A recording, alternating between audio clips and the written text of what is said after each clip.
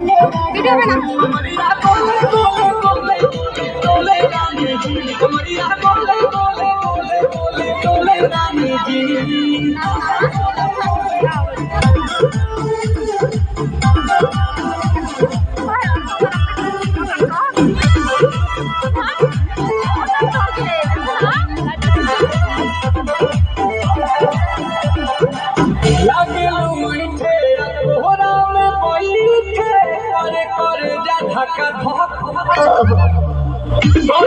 झूठे की जाला हमारा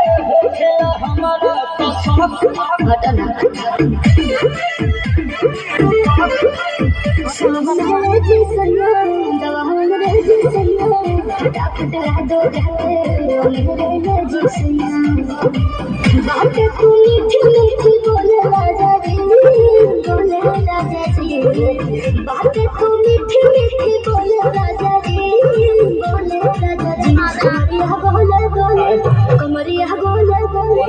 कमरिया बोले बोले बोले बोले बोले राजा जी कमरिया बोले बोले बोले बोले बोले राजा जी कमरिया बोले बोले बोले बोले बोले रानी जी कमरिया बोले बोले बोले बोले बोले रानी जी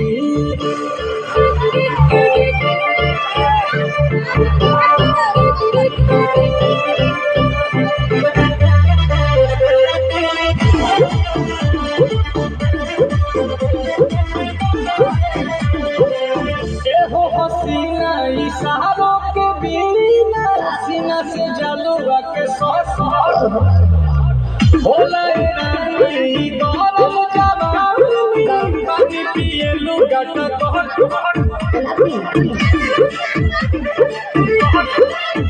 या कमरे में चलो जरा सा मुझ कमलो खेल हो सीधे साधे तुम्हें बूझा मत चलो